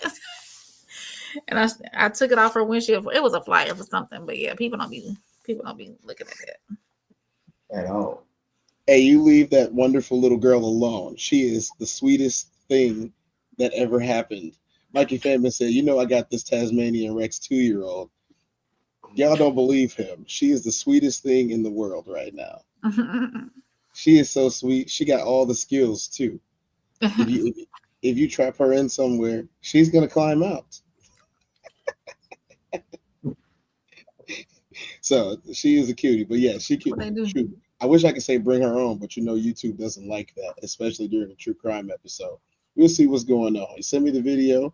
He said gray-eyed demon. She surely is. Don't do that, Mikey. You're gonna, hey, I don't wish this on no man. But once again, his daughter has gray eyes and she's 2 years old. And let's just say she is a great mixture of her father and her mother. So good luck, Mikey. Join me in my pain. When they're little, people walk up and they be like, "Your daughter's so cute." And every time I hear that, I'd be like, every time, I'm just like, That's it. That's it. You know, so I'm like, I can't do this again. You know what I mean? Not in this economy. But have y'all ever had a neighbor that liked to bother y'all about anything and everything? I have. No. You ever had an annoying neighbor, Plug? Man, my neighbor, I got one neighbor across the street. I thought she was gonna be annoying, but she actually like the neighborhood watch. So one thing she do is make sure nobody come in my yard. So I love her. Miss Alita, I love you. I'm talking about she actually like came up to the house and was talking to me and whatever the case may be, and just walked in. Just walked in the house just to see the house. Soft Rain. Mikey. I don't Soft Rain, do you use Facebook? I do. I sent him my email address, so Okay, I'll put perfect. everything out Yeah, there perfect. on the internet. If y'all guys didn't know, Mikey is the It's Gmail, Mikey. It's Gmail. Mikey is the host of one of the most happening shows on YouTube of the Ben podcast. That is my brother in arms. We got that going a long time ago. Wait, the other part that you on, I seen that today. Yeah, that's Mikey over there. Okay. Love that man. Really do. Love that man. But his daughter's hilarious. And you know, our daughters brother said, Plug on. Plug left. Yeah, he gone. He do that. Yeah, he just be gone. So yeah, that you know, Mikey's daughter is hilarious. So I mean, you'll see. She'll send it over to you. Man, I'm saying this late. So I had one, right? I had one, and it was my next door neighbor, and like they were like Russians. Yeah, they were like Russians, and every little thing he had something to say, or his mother had something to say, who barely spoke Russian, and then he had an estranged father who would show up sometimes and argue with the mom, right? So the estranged father would come in and argue with the mom, and then like he had like a mail order bride. I can't make this up, you know. So he had like a mail order bride. She came in, didn't speak any English, you know, at all, and so they would all sit on their front porch, and they would smoke. I don't know if this was tobacco. I don't know what they were smoking. It was the nastiest, and this wasn't, you know, this wasn't the Lord's loud as we call it. You know, some people call it the devil's lettuce. You know, I'm not one of those people. I prefer to be, you know, more positive. I call it the Lord's loud. I ain't You know, never heard of that called that, but now I can use that now. You mess up with a real Jamaican over here. You know what I'm saying? I'm just saying, you know, it was not a pleasant scent. Pleasant to my nostrils, none of that. And they had enough nerve to complain about. So I had a small hole in one of my exhausts of one of my older cars, right? Now, you would think that this wouldn't be a problem next to somebody who has a very loud Harley Davidson and a very loud BMW M3 from like 1998. And so I told him, I'm like, your BMW is louder than my Pontiac is. Oh, my BMW is a BMW, that's a Pontiac. I'm like, sir, I did not know noise had a brand. You're telling me that my car is too loud when I come home from work at a normal hour because you have to be up to work overnight. I totally understand your plight here, but what I'm saying is your car is just actually louder, and I've never said anything to you about this. These people also tried to offer my roommate money to give to me because they thought that I couldn't pay for it. What? Yeah. So I told them. So when I got the hole in it, so let me go away from this lady because, you know, she's done. But when I got the hole in it, I knew that I was buying a new car as soon as the winter has, you know, passed us. Because why would you want to buy a brand new car in the dead of winter when you have a car that runs? Right. Runs, drives, doesn't have a bunch of issues. You know what I mean? Like, it's a fine car. It's got a hole in the exhaust because a rock hit it on the highway in the middle of winter. Yeah, I had a hole in my exhaust one time. It's loud. Now, mind you, Midwestern winters are particularly cold and icy. There's no trees. I mean, well, there's trees, but there's no leaves. Like, there's no cover. In the sun, even though it can be shining super bright, Oh, that there's don't matter. there's no warmth. Mm-mm. And then it could go from a nice 42-degree day at around 2 p.m. to 4 p.m. and it's 15 degrees outside. Mm. This car had remote start. This car had tinted windows. I'm telling you, this car was great. Heated seats, heated steering wheel. It was nice. It was a very nice car. Nice sound system. Bose all the way around. The only thing that was wrong with it was it got a hole in an exhaust. Now, because I drove the car so much, I knew that I was going to need to buy a new vehicle. I knew I was going to need to buy a new vehicle. But why not just get the exhaust fixed instead of buying a new vehicle? Because there's over 250,000 miles. Oh, okay. Someone asked, so obviously this has to be someone from Bolingbrook. Are y'all going to do Drew on one of these? Yes, I was saving it, but I think I should. Maybe I'll do it when I have my buddy on here, if he comes on with me one of these mornings. Maybe we'll do it next week. Someone else said, yeah. El Cassie said, yeah, please do Drew. I think we'll do Drew. Who is Drew? You don't know Drew? So I'm going to give you guys, after I finish this story, I'm going to give you guys the first ever sneak peek at next week's episode, because fine, we'll do some Drew. Or as I used to call him, neighbor. Oh. So I'm telling you about this neighbor. See, they know me. They know. They knew that we're talking about bad neighbors. Oh, okay. You want to talk about? So Drew was that bad neighbor? Not only was he a bad neighbor, he was a bad officer too. Oh. Right up my alley, right? Yeah. So anyway, this neighbor asked, my roommate at the time, if he could give me money to solve his problem. So I told him when I got home, I walked up to him and I said, "Hey man, this Russian neighbor." I said, "Hey man, I don't appreciate you talking to him about a problem that you have with me when I see you every day." Right. I was getting home at 4:00 every day. Every day I got home at 4. Every single day for like 3 years. My schedule did not change. Yeah, see, yeah, Sco said, we're going to see Sco. So the man looked at me like I was crazy. And I was like, sir, I get off of work every day at the same time. And I see you every day at the same time. What makes you think I don't have the money to fix this when I have more than one vehicle? And one of them is very, coveted race vehicle.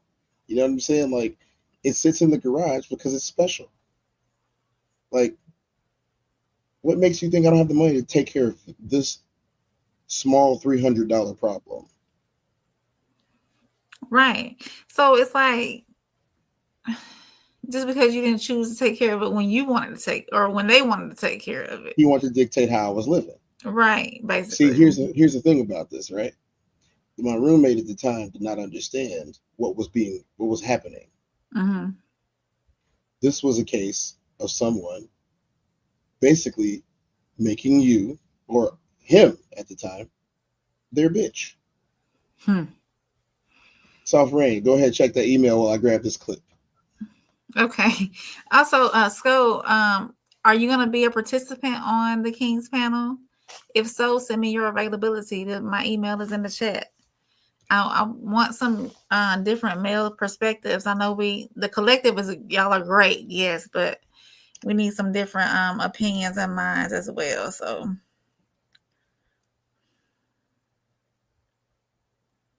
Oh, she's gorgeous. Oh, she's beautiful. Absolutely beautiful. Ooh, those eyes. You got trouble on your hands. Trouble. She's sick of y'all. Trouble. I'm telling y'all, look. Classic said hit the like button. Yes, hit the like button, y'all. Share it. Subscribe to all our channels. We'll put that up in a little bit. Nah. She be yelling at me. She's mean. Look, she run that. She got you wrapped around her finger. How about that? Let me tell you. It's so when I'm around him and her, it's like deja vu for me and my daughter. And I'm just like, and the funny thing about it though is, at least in his case, he got to be there and see me do it. Mm-hmm. You know what I'm saying? So he got to be there and see me do it. And you know, I was over his house a couple of months ago. Now, mind you, she's gotten even bigger since then. I was over his house a couple months ago. You know, boys eating pizza. You know, doing a little show, watching some anime, whatever. You know what I'm saying? Having a guys' day, talking about the glory days of '90s basketball, early 2000s too, because you can't leave that out. And this little girl just stands up on the there's like a you know, the breakfast bar area. She just stands up on her own because she wants more pizza. And he was like, yeah, it's her house. Said, keep it up. Yeah, I'm calling Nana. Yeah. Nana Look at gonna my be on daughter her about side, so 18. there's no She's, reason to yeah. call Nana. Hey, thanks, Classic. That was I started sweating a little bit. Not enough that I need to take a shower, but I was sweating a little bit. Yeah, I didn't deserve it. No, Mikey didn't deserve none of this. He's been a great godfather. He did not deserve this in fatherhood. Yeah, well, we about to share in it together, bro. For life. So I'll give you guys a sneak peek into one of the stories from next week. I'm gonna do one of the stories that Mikey sends me. Is that who that is? I'm about to send the story. I'm about to show him that's right what. now. Yeah. Oh, I know Yeah. exactly what you're talking about now. He said I FaceTime my mom and she went off on me. Yeah. Right, because it's not about you anymore. It's not about you. She's Mama got your will let you know. all guys, her fingers wrapped. The first ever Tezdown sneak peek of next week's episode. When I sat down with Brodsky to discuss his suspended law license, I had no idea what was coming next. A decade after a jury found Drew Peterson guilty in the death of his third wife, Kathleen Savio, Peterson's case is back in court this week, where a judge is reviewing his claim that his former attorney, Joel Brodsky, did not provide effective counsel. A lot has happened since the trial. Peterson had 40 more years tacked onto his sentence after being convicted of a plot to kill the prosecutor. And Peterson's one-time attorney had his law license suspended for unrelated conduct. And that is where our story begins. But you were never charged with a crime. Never. Never accused of taking a client's money. Never. And yet they benched you for 2 years. In an interim basis. These days, Joel Brodsky is a pariah of his profession. His law license suspended, his clients in limbo, his anger palpable. I can understand the police taking a second look at everything. Absolutely. I think they wouldn't be doing their job if they didn't. It's a far cry from his high-flying days next to his most infamous client. The third wife. Okay. What happened? Don't know. I don't know. There were national TV interviews. Can you understand why people watching at home, why people who hear you tell this story shake their heads and think he can't be telling the truth? It just doesn't make sense. Do you understand that? I understand what people are thinking, of course, but it happens. Constant coverage. He says he believes that he helped you dispose of your wife's body. Talk to my lawyer. I got nothing to No say truth about to it whatsoever. None. Nobody helped me with anything. Such a man.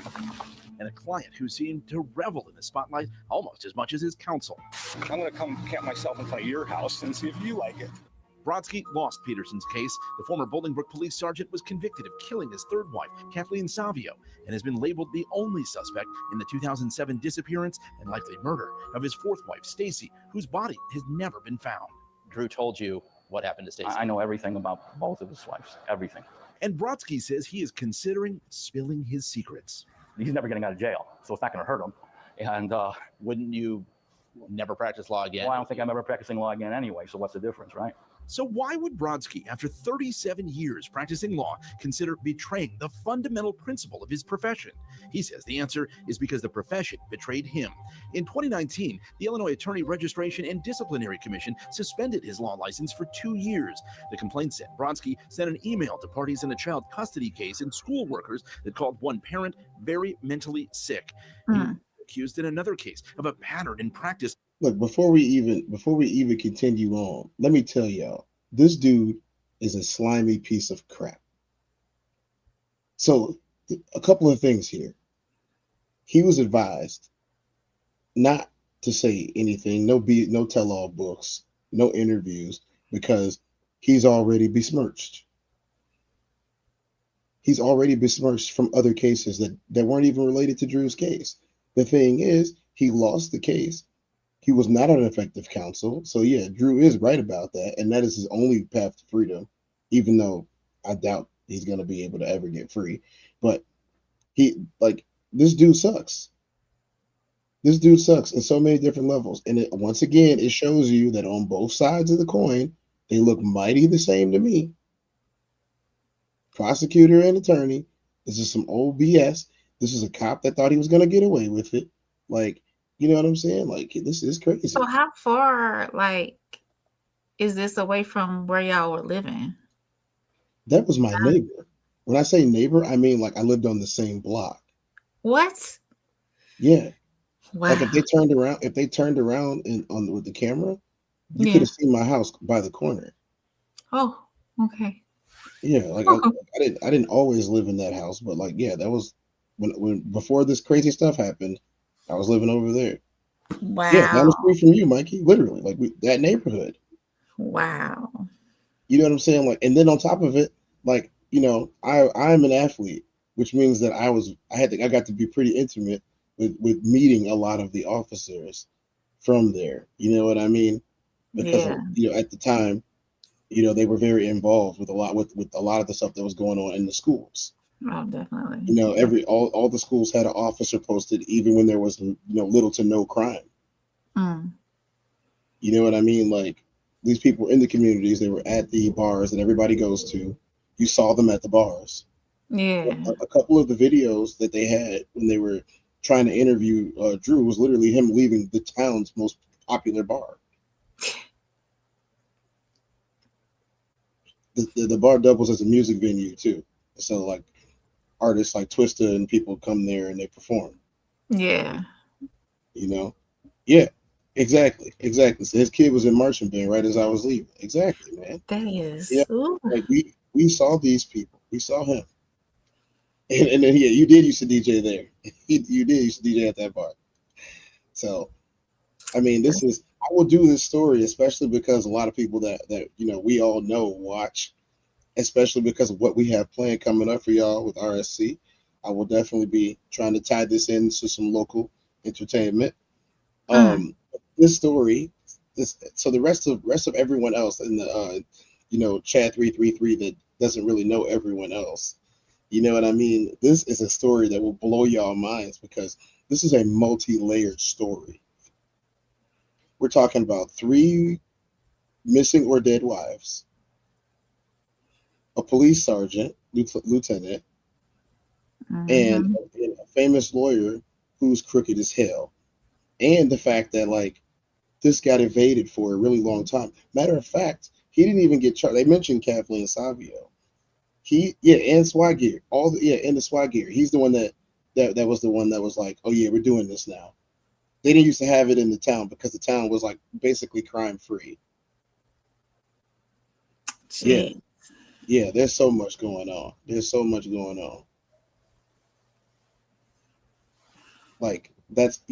Kansas said, I don't think I know anyone, but I know this story. Yeah, we're gonna do this one. We're gonna do this one next week, along with the story that Mike is gonna give me. We're gonna do this one.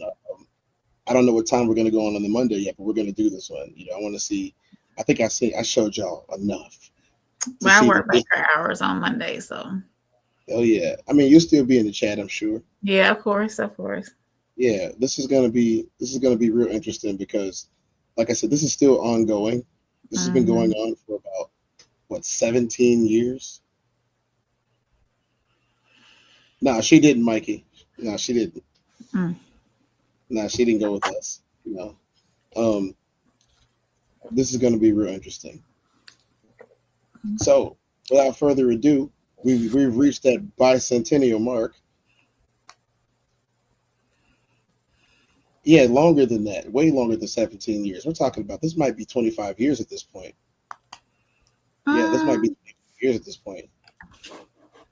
You know, it's been going on for a very long time. He was able to evade jail for a very long time.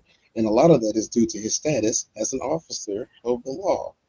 So we're gonna break that down. It's time for chat Q&A. What y'all got for us? Give us some chat Q&A. Chat Q&A. Oh, here, Capricorn. Oh yeah, Plug was saying he was going to bed. I know what he said. Yeah, always. I'm out. Good night. Yeah. Yeah. I see it now. I see it now. We was in the story. Chat Q&A. Oh, nope, not right now. It's not gonna be me. It better not be Rain either. Chat Q&A. What y'all got for us? Chat Q&A. Ask us a question. Yeah, 2003 is look like that's when he started doing all his mess. Yeah. That's when they started really looking into him, because you can't just have people coming up missing. Right. You can't just have people coming up missing. It's not a thing. Chat Q&A always stalls. I gotta come up with a better way to do chat Q&A, because it stalls and I just be sitting there looking at the screen like I'm waiting for somebody to ask a question. Nobody asks. Rain, why don't you ask me a question? You were here. I'm not by myself tonight. What? A question? Ask me anything. Ask me anything. I don't know. Ask me anything. Well, it's not on me now. It's on you. Ha. Mikey Famous says, Soft Rain, what are some tips for dads for doing little girls' hair? Okay, so I saw her hair. Conditioning is one thing. Make sure you don't use too much conditioning. Make sure you use a detangler. You'll probably be good like on a wash and go. Like after you wash your hair, make sure you shampoo and conditioner and a detangler. And ponytails are easiest. She has some beautiful hair though. I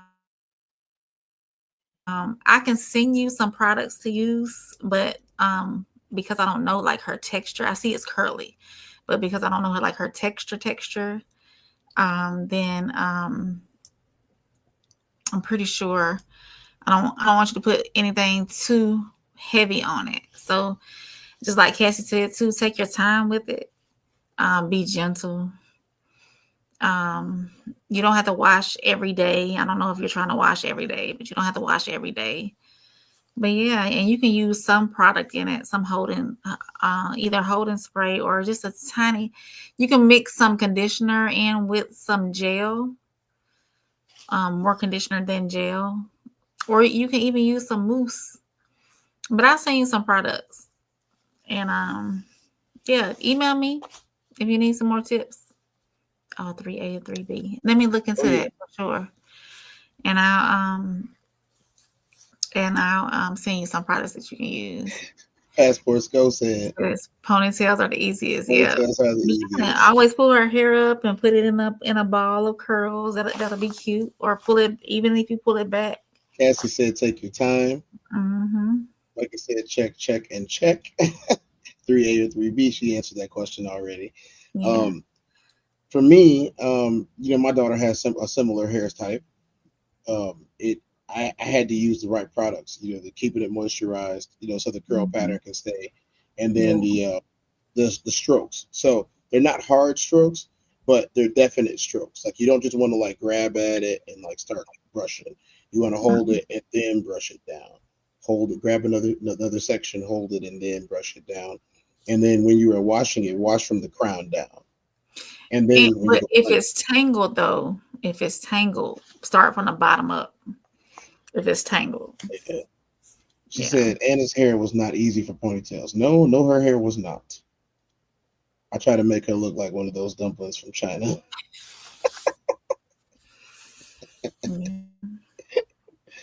Can't start at the ends for brushing and work up. Work your way up. Start at your ends and work your way up to the scalp. Yeah, that'll help with detangling a little bit better. Yeah, you definitely start at the ends and then go up, because most of the time the do not cut that baby's hair. Talking about it's too long. Don't cut her hair. Yeah, you can trim, but don't cut. It is past her shoulders. It is. Gracie didn't get her first trim for a few years. I think by the time she was 4 years old is when she got her first trim. He said she need a flat top. Mikey, don't leave that baby hair alone. Okay, we're gonna get her a flat top and some brown contacts. I got you, bro. I got you. We're gonna get her a flat top and some brown contacts. Yep. We know she's gonna need glasses eventually, because I mean, look at you. So don't do that to that baby. He said she's gonna be looking like Blade. I'm gonna give her the fake henna tattoos too on her shoulders. Yep. Grace Jones. Yep. That Blade, yeah. Slick it straight back. You know what I mean? Just slick it straight back and have it flat. You know what I mean? Just flick it straight back. That's what I got your back, bro. I got your back. Don't worry. I got the tricks. And then we're gonna teach her to golf. Nope, golf. Not no volleyball, not no softball. Them pants too tight. She gonna learn how to golf. Where they got pleats. And ain't nobody out there watching. Thank you, Cassie. Yes, try to avoid alcohol-based products. Yes. Mullet might work. No, absolutely not. Don't do that to that baby. She's beautiful. Just a little mullet baby. But yeah, don't wash it every NASCAR day. races. We could take her to NASCAR and Formula with a mullet. You know Formula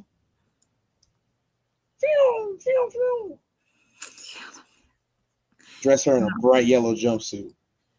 No. Why not? Absolutely not. Mikey said, my hair is long too. I learned the hard way about the alcohol-based stuff. Yeah, you don't want to deal with that. Oh my God, these men. I mean, alcohol strips. It strips your natural oils. You don't want that to happen. He said, just give her a mullet. I'm down. No. Just make sure you wash it and condition it and detangle it. And when you detangle it, that's the best when you put in the bright orange. He said, that's bad. You put in as bad as when you put in the bright orange. Yeah. Exactly. I put them in colors where it hurts to look. But if she's beautiful, Tez, people are going to look regardless of yes, but their eyes will burn in their sockets. Their eyes will burn in their sockets for looking at these young ladies, otherwise known as our daughters. You know what? I was so, honestly, truthful and honest, I was very disappointed when I was told that my son was going to be a boy. I wanted a mini-me so bad. Well, that's what you get. I was so disappointed. But you know what? I am so thankful and grateful that the Lord blessed me with a boy, because, baby. It's funny. I had when me and her mother first found out that she was indeed pregnant and with child. Everybody wanted to say, "I bet you can't wait to get you a little boy just like you, Cortez the third." And I looked at everybody in the face, and I meant this with great sincerity. I've said this since day one, and I'll say it again if I ever had to. I want a healthy child. I don't care what it is. Right. Absolutely. And let me tell you, I have had the time of my life being that little girl's daddy. Girl dad, yeah. I've had I've been the same with being a boy mom. So The only problem is when she look at you and you see your face looking back. This is what I look like when I do that. She got the same face you got right there. And you know what makes it so bad is you know exactly what it means. You know I know exactly exactly what what it it means. means. I know exactly what it means. Let's catch up on the comments. She said, yeah, 17 now. I'm screwed. So you should have kept her in the orange. I was right. So I got 3 girls, let me tell you. I kept praying every time that it was gonna be a boy. The grandmas used to say, you're gonna get back whatever you put out there. You're gonna have a daughter and she's gonna be worse than you. That too. I said, I see yes. it every day. He said, that's how I felt all 3 times that I found out it was a girl. No, I've had 4 girls and 1 boy. You just kept on trying, didn't you, Scope? He said, she does wear all the bright colors. And no, you were not. Wasn't I, though? It's cool. It's cool. When she shows up to the first day of 6th grade with a mullet, y'all will know that I'm the one that cut it. You better not. I'm going to make it popular, too. No, don't do that to that baby. Business in the front, party in the back. No, don't do that to that baby. No, absolutely not. One time when she was little, and this is a guilty secret of mine. One time she was little, she got into her mom's makeup, right? And so when she got into her mom's makeup, I just drew a little mustache on her and a little goatee, and I let her walk around like that with that little mustache and that goatee for like, I don't know, a couple of hours. I made sure I washed her face and gave her a bath before her mom got home that day. But that was probably one of the funniest things that I did that nobody ever knew about until right now. She had a ball. She had a ball with her little mustache that I drew on her face and that little goatee. Yeah, it be the little things. They don't care about toys and all that. It be the little things that they get a sense of love from. So she said, Dada, I look like you. I said, you look like me without the mustache, girl. She's your twin. I almost got caught because she remembered this, right? And it was only like 6 to 7 months later. And I didn't think that she would remember this because she was so little. You know, she couldn't have been any older than 3. And so I took a couple days off of work so I could go be in a TV show that was on AMC. And so I had to shave all of my facial hair to be in this TV show and play this character.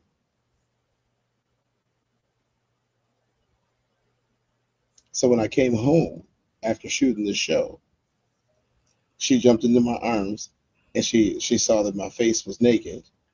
And she said, Dada, now you look like me. And I put my hand over her mouth because her mom was sitting right on the couch. Oh, her mom didn't know. Her mom didn't know that we used her makeup to draw mustaches and goatees on the 3-year-olds. She had no idea. This little girl was going to tell on me. I'm like, you're supposed to be my friend. You know what I'm saying? You're supposed to be my friend. Like, why you do this to me?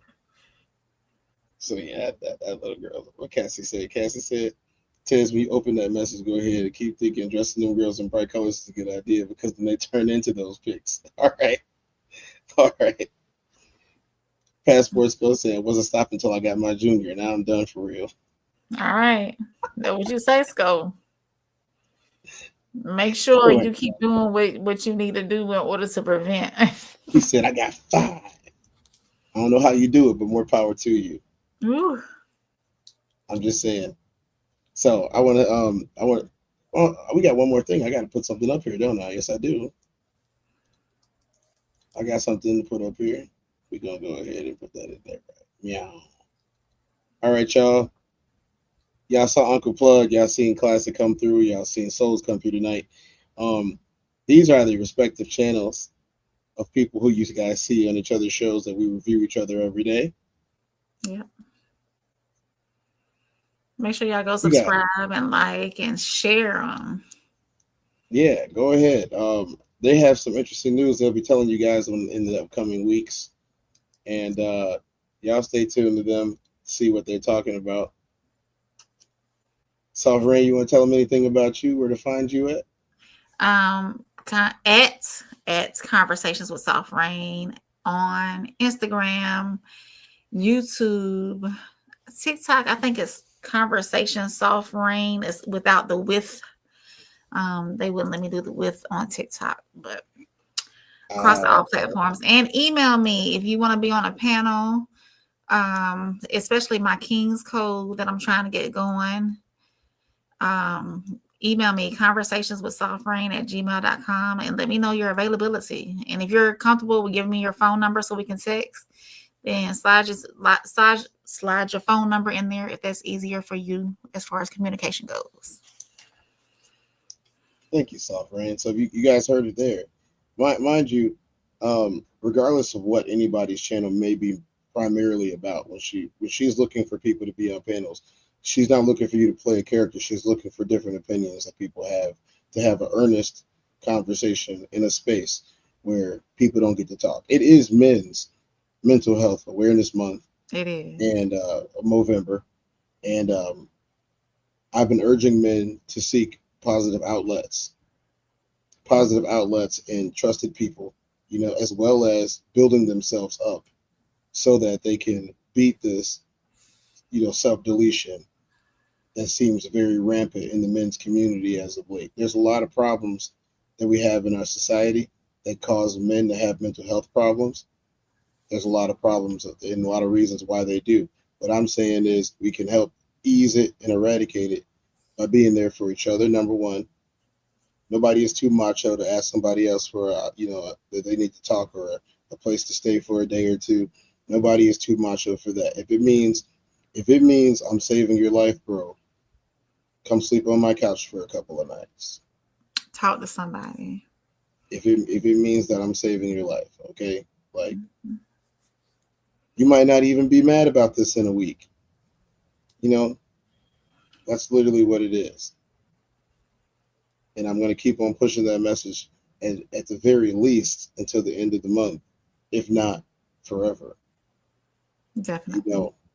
As somebody who battled and toiled for years with his own mind, due to the nature of my mind, I will tell you, it's a dark place if you don't have somebody to talk to.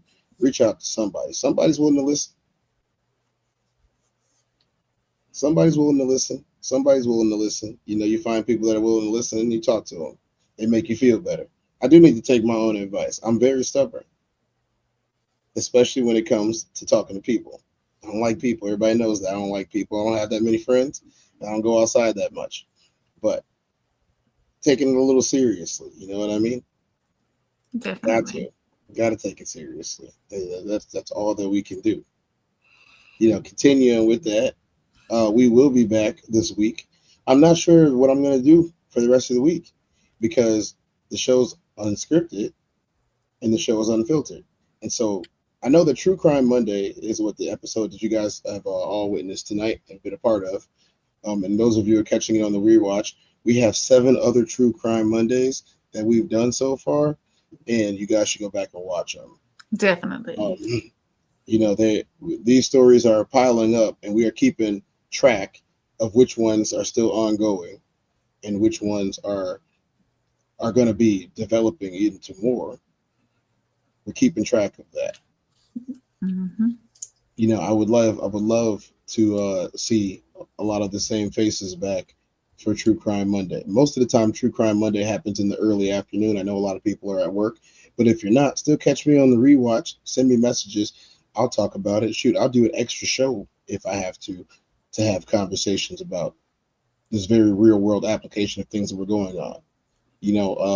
There's some funny things happening in the government right now.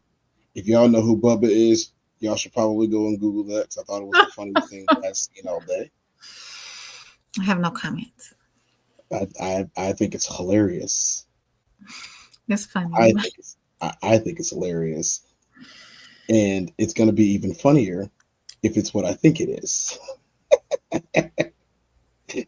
For multiple reasons.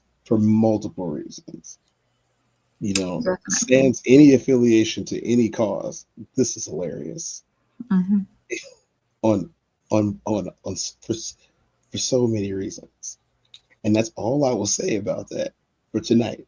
I might talk some more about this tomorrow because we might be getting some new documents that we all wanted to see, and I'm not going to say his name. Let's just say it sounds like, Meffrey. Hef. Hef. Oh. You're going to see what happens in those files, the Hef files. Okay? We're going to see what happens in those, because if this is true, then this is the funniest thing that we've ever seen. So, with that being said, you guys, thank you for coming. I'm 24. That's Soft Rain. I'm Tez, who's also 24. This has been the Tezdown. We just Tezdowned everything that came our way tonight. Definitely. Thank everybody for tuning in too. Sco, Cassie, Mikey. Oh, yeah. Classic came by. Everybody came. Yeah. Everybody came. I think even Joe Jett was in here for a little bit. Yeah, Joe Jett. There's a couple people. Yeah, definitely. Tristan always comes through later. It's Sports Unscripted, Culture Unfiltered. I'll catch you guys in another 24.